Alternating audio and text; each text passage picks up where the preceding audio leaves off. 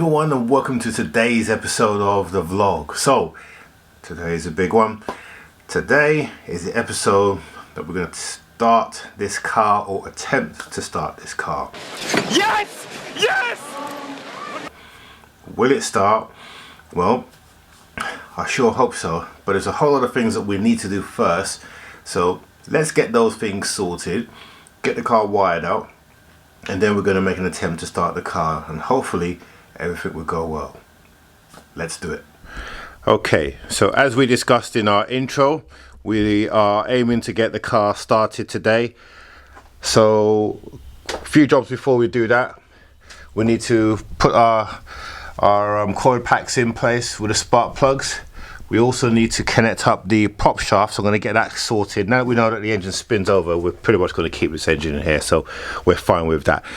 I do have one little concern. During the week when I was testing the fuel flow, I can only see sort of fuel coming out of 3 cylinders, so basically ejecting that. Now, I might have been wrong, so I'm not quite sure, but I have a hunch that this injector here might be problematic. So we'll get the car put together and we'll give the car a start, and if we get that idle running, that will confirm that there's a problem with this injector, which means we're going to take all this apart and do that again. But that's no biggie, we can get that done. But the main thing is we want to see if we can get this car started today and firing up. Okay, so first thing I'm going to do is that bit here. I'm going to do this off camera because I cannot get an angle where I can put the camera and you to see, but essentially that here, we just need to align this, see if you can see it. So down here we've got a diff, and we just got to line it up with this here, so hopefully you can see that, and then connect that up, and once we get that in place, we can then drop in underneath and then put our 2 bolts for our dog bone here, get that connected up. We need to connect this up. This is our oil sender unit that goes into there, and yeah, then we can put our coil packs in place, get those put in, and then we'd be, I found out where this goes. So down the bottom here in the turbo there is the blow off valve, the actuator. That's where this plugs into. Took a little while, but we eventually found where it went, so we'll get that plugged in as well. And I think we're pretty much there in terms of stuff that we need connected to the ignition. I don't think there's anything else. We'll soon find out if it doesn't start, and then we can run the code diagnostic tool over there. But all these here, we're going to connect up this pipe here. So this is part of the induction pipe work, and these connectors up here, they connect in, where is it, this one here, there's another one, that one down there, they connect into here, and also this sender here as well, airflow sensor.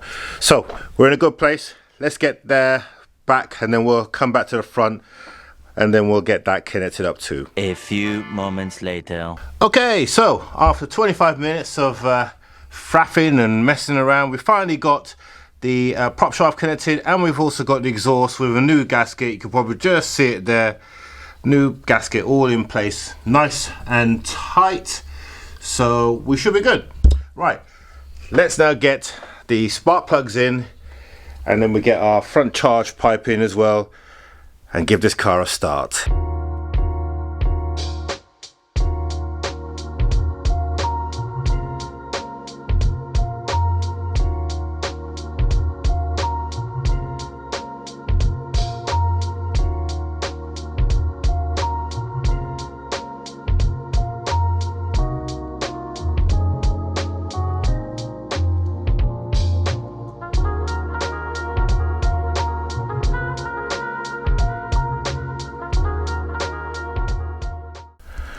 Okay, so we got our spark plugs in now. They're all in. We've also put in our inlet pipe. We've got another pipe to go in there. We've connected up this cable now to the turbo bypass valve. So we're almost there. So now what we're going to do, we're going to put this charge pipe in, connect up all the sensors on the charge pipe, and then and then we might be able to do a start. Now naturally the turbo is still open, but that should be okay, because we don't want blown air, we just want it to register that it's connected. And yes, I know it's taking in cold air, so none of this is irrelevant. It's taking in fresh air through that hole there, but again, we're just making sure that it starts. If it starts, that would be great. That's what we want to see. So let's get this pipe in.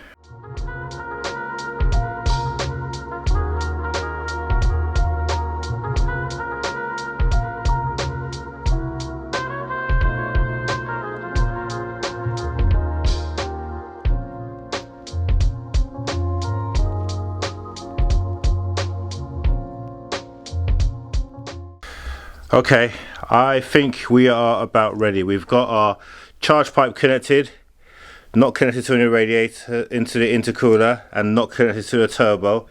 So this is our, effectively, this is our intake. It's going to bypass all of that. We've got these pipes in place. We don't really need to have these pipes in place. I just put them in place because they create a vacuum, and we've got our fans and stuff like that, just to reduce any you know, any failure that potentially could happen. So that's all in place. And we got our HT leads as we mentioned earlier. So I think we are about ready to do our first start, or attempt to start. Let's see how we go. Right, first attempt to start the car. I've opened the garage door for some ventilation because I know some of you are going to pick up on that. Okay, so the back door's open. So let's go and see if this car will start.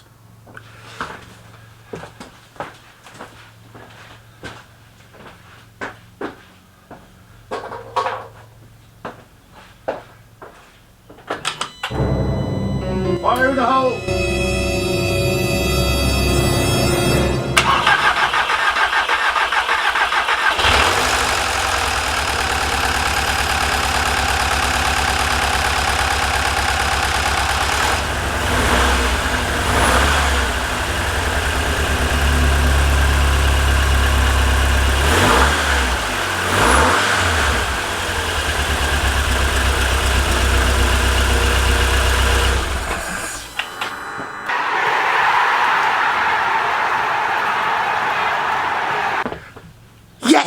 Yes! Well, there you have it. Yes, you saw it here first. This car started and it sounded great. I am so impressed with that. Oh, and so relieved as well. And that was on the first attempt. So, and the best thing about it is that we didn't have any problems with the fuel intake. Now, naturally, I'm going to check that. So we will plug all the ancillary systems in place and get it sorted. Then I'll plug it into VCDS to check. But the car starts and it runs really well. So, so happy. Really am. Such a relief as well. So we are finally got the engine started, and let's now concentrate on plugging in some of the ancillaries, because I didn't want to start plugging all the cables in place and then have to disconnect it. But the main thing is she started and she sounded really great. Right, next, let's continue with these water pipes. Let's look at getting the front end on there if we can, and then let's make some real progress. Right, okay, so first thing we need to connect up is our gear lever. So just down there you can just see, hopefully you can see that, that's the lever just here where my finger is, down here, that's the gear lever, and we've got our cable which is just sitting here. So we'll get that connected up. Once we get that connected up, then we can connect the water pipes up for the water cooler for the gearbox and the gearbox oil. And what else could we do? Got some other water pipes we need to do the turbo induction pipe, which is over there somewhere underneath that headlight. So we'll get that in place, and then once we get that in place, we'll then go underneath and then do our drive shafts. So we've got our bolts down here, and we've got some new bolts as well, because you need to change these bolts. So we'll get those done. I may not show that because that's boring, but we'll get all those done. But I will show this bit because I think this is probably more relevant. Okay, let's get that moving.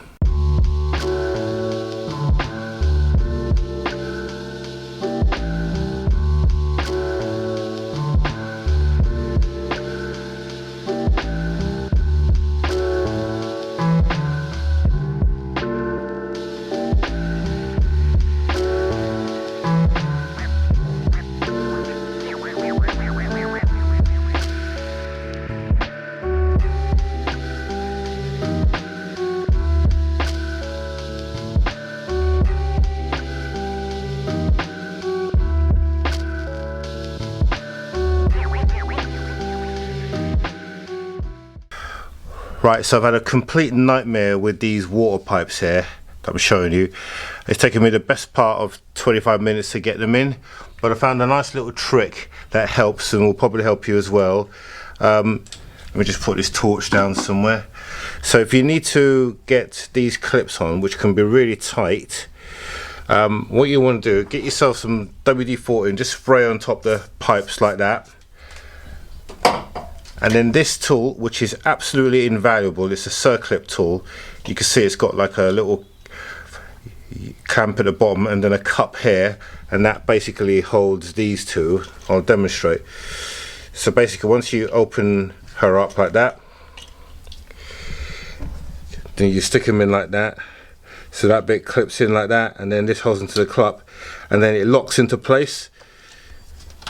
So that's now locked, and I can now slide it along. And once you put WD-40, the whole thing just slides along so much easier. I mean, you can do it with one hand, whereas before I was having to do that with two hands. So there you go, one hand, and then that release here, clip it in, and then it releases like so, and that's in. Same again on the other side. Just clamps in, grab the circlip, slides along. Like I said, one-handed. Before I was doing this with both hands, and then release. Absolutely invaluable. Without this tool, my life would have been so much more difficult. And with a little WD-40 trick, that again, that makes such a big difference as well. And you just literally just wipe away the excess fluid, and then you're done. So that's all that done now. That's all now in place. Finally. Oh, one more pipe. There we go, this one here. That one goes into there like that. You always got to double check these things to make sure you capture everything, because the first time you know about it is when the water comes gushing out, and that is never a good time to find out you've missed something. But I normally do a check beforehand just to make sure. Let's get this little circlip. I haven't oiled this one and it's much more difficult. Do you see what I mean? Pipes moving and everything. Let's just move that back. That will stay in place. Let's spray that. There we go. Let's try that again. Look at that. See what I mean? Straight away works. So, if there's one thing you take away from this, that's a great tip. Right, done. Right, so I think we have come to a natural stop. I know you guys want me to go on, but time's against me. So let's just summarize what we've done.